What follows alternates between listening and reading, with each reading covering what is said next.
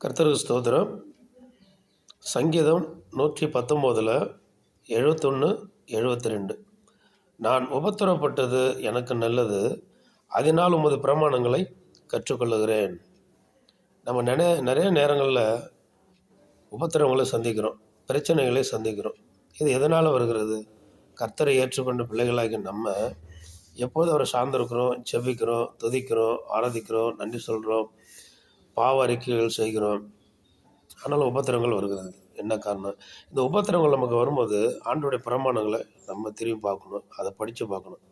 அப்போ அவர் உபாகம புஸ்தகத்தில் 28ஆம் அதிகாரத்தில் சாபத்தையும் ஆசீர்வாதத்தையும் அவர் என்ன பண்ணுறார், நமக்காக எழுதி கொடுத்துருக்காங்க ஆண்டவர்.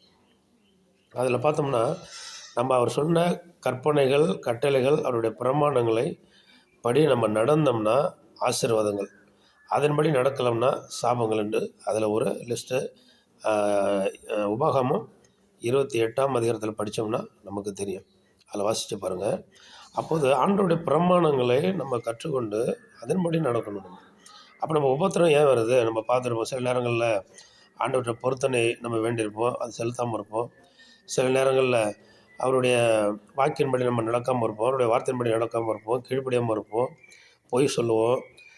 சில ஆண்டவருக்கு பிடிக்காத என்ன பண்ணுவோம், உலக காரியங்கள், சினிமா பார்க்குறது, மற்ற போதை சாப்பிட்றது, இப்படி ஏதாவது ஒரு பழக்கம் நம்மள்கிட்ட ஒரு கெட்ட பழக்கம் இருக்கும். இல்லை கர்த்தர் விரும்பாத சில காரியங்களுக்கு என்ன பண்ணுவோம், நம்ம இடம் கொடுத்துருவோம். அப்படியாப்பட்ட காரியங்களை நம்ம செய்கிற பொழுது நம்முடைய வாழ்க்கையில் என்ன பண்ணுவோம், உபத்திரம் கட்டாயம் வரும். அதை நம்ம சிந்திச்சு பார்க்கணும். இந்த நாளில் நமக்கு ஏன் இந்த உபத்திரம் நேரிட்டது, நமக்கு ஏன் இந்த மாதிரி பாடுகள் வந்தது அப்போ நம்ம சிந்திச்சு பார்க்கும்போது ஏதோ ஒரு இடத்துல நம்ம தவறு செஞ்சுருப்போம், ஏதோ ஒரு இடத்துல யாருக்கிட்டே நம்ம பேசியிருப்போம், தவறாக பேசியிருப்போம், யாரே ஒருவரை நம்ம நோகடிச்சிருப்போம், அவங்கள சங்கடப்படுத்தியிருப்போம், அவங்களுடைய கண்ணீருக்கு நம்ம காரணமாக இருந்திருப்போம். இப்படி பல பிரச்சனைகள் நம்ம என்ன பண்ணியிருப்போம், செய்திருப்போம், நம்ம மறந்துருப்போம். அப்போது ஆண்டவருடைய பிரமாணங்களை நமக்கு உணர்த்துவது. அப்போது என்ன பண்ணணும், நம்ம அவைகளை நம்ம என்ன பண்ணணும், ஆண்டவர்கிட்ட உபத்திரவங்கள் வருகிற போது அவருடைய பிரமாணத்தை பார்க்கணும். பிரமாணம் சரி, நம்ம ஏதோ ஒரு இடத்துல தான் அவர் செஞ்சுருக்கிறோம் அப்படின்னு சொல்லி நம்ம அதை திருத்திக் கொள்ளணும், ஆண்டவருடைய பாதையில் நடக்கணும், அந்த வார்த்தையை பற்றி நம்ம செய்யணும். 72 வசனம் சொல்லுது, அதே 119 72வது வசனம், அநேகமாயிரம் பொன் வெள்ளியை பார்க்கலாம் நீர் விளம்பின வேதமே எனக்கு நலம். உலகத்தில் எவ்வளவு செல்வங்கள், எவ்வளவோ என்னதான் வசதி வாய்ப்புகள் ஒரு மனுஷனுக்கு இருந்தாலும் தேவன் விளம்பின வேதமே நலம். அதுதான் நமக்கு மனமகிழ்ச்சி, சந்தோஷம், சமாதானம் யாவையும் தருகிறது. பூமியில் ஒரு மனுஷன் நீடித்து வாழ்ந்திருந்தாலும் 120 வருஷம் வாழ்ந்திருந்தாலும் அவன் சமாதானம் இல்லாமல் சந்தோஷம் இல்லாமல் வாழ்ந்தால் அந்த வாழ்க்கை ஒரு வெறுமையான வாழ்க்கை. சஞ்சலத்தோடு, கஷ்டத்தோடு, கண்ணீரோடு, வேதனையோடு, துக்கத்தோடு, பலவித வியாதிகளோடு ஒரு மனுஷன் வாழ்ந்தால் அது வாழ்க்கை இல்லை. அப்போ ஆண்டவருக்கு பயந்து, கடவுளுக்கு பயந்து உண்மையுள்ள வாழ்க்கையை வாழணும். நம்மளுடைய சரீரம் தேவனுடைய ஆலயமாக இருக்கிறது. அப்போ நம்ம பீடி பிடிக்கிறதோ, சிகரெட் பிடிக்கிறதோ, கல் சாராயம் குடிக்கிறதோ, பான்பராக்கு போடுறதோ, இல்லை தவறான பழக்க வழக்கங்களில் நம்ம ஈடுபடுறதோ, அப்படி ஏதும் நம்ம செய்யக்கூடாது. ஏன்னா இது தேவனுடைய ஆலயம். அப்போ கடவுளுக்கு பயந்து நம்ம உண்மையாக வாழ்கிற பொழுது நமக்கு நன்மையான காரியங்களை தேவன் அனுதினமும் நமக்கு செய்வார். நம்மளை பாதுகாப்பாங்க.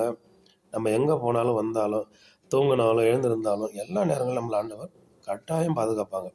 அப்போ அநேகமாயிரம் பொன் வெள்ளி நம்ம மூட்டையாக தங்கம், காசு, பணம் கட்டி எல்லாம் வீட்டில் இருந்தாலும் சரி தான், நிலப்பலனில் இருந்தாலும் சரி தான், நமக்கு சம்பாத்தியம் இருந்தாலும் சரி தான், மாதத்தில் 1 லட்சம் 2 லட்சம் அப்படி சம்பாதிச்சாலும் சரி தான், ஆனாலும் தேவன் விளம்பின வேதம் எனக்கு நலம். அந்த வேதம் தான் நம்மளை என்ன பண்ணுது, ஆண்டவருடைய வேதம் நம்ம நன்மையான பாதையில் நம்ம நடத்துது. அனுதினமும் நம்மளுடைய வசனங்களை தியானித்து அதன்படி நடக்க நம்மளை அதில் படிப்பிச்சுக்கிட்டோம்னா கட்டாயம் அவன் நம்ம கூட இருந்து ஒவ்வொரு சின்ன சின்ன காரியமாக இருந்தாலும் சரி, பெரிய காரியங்களாக இருந்தாலும் சரி, ஆண்டவர் எப்படி ஒரு அப்பா ஒரு பிள்ளையை கையை பிடிச்சி நடத்துகிறாங்களோ அதே போல் ஆண்டவர் நம்மளை நடத்துவார். அது ஆச்சரியமாக இருக்கும், அது இன்பமாக இருக்கும், அது சந்தோஷமாக இருக்கும், அது சமாதானமாக இருக்கும், அது மனமகிழ்ச்சியாக இருக்கும். ஒவ்வொரு நாளும் ஒரு அருமையான ஒரு நாளை நம்ம கழிப்பதற்கும் ஆண்டவர் கூட இருந்து நடத்துகிற ஒரு அப்படியேப்பட்ட ஒரு பாக்கியம், ஒரு நன்மையாக இருக்கும், ரொம்ப சந்தோஷமாக இருக்கும், ஒரு சமாதானமாக இருக்கும். ஆமேன். நம்மளும் இதை என்ன பண்ணோம், இந்த 119 71 72 சொல்லப்படுகிற வசனங்களை நீங்களும் தியானித்து பாருங்கள். அதில் சொல்லப்பட்டிருக்கு பாருங்கள். அதில் இன்னும் நிறைய விஷயங்களை பேசிக்கிட்டே இருக்கலாம். ஆனாலும் அவைகளை நம்ம கடைப்பிடித்து என்ன பண்ணணும், நம்ம வாழ நம்ம கற்றுக்கொள்வோம். ஆமென். ஸ்தோத்திரம்.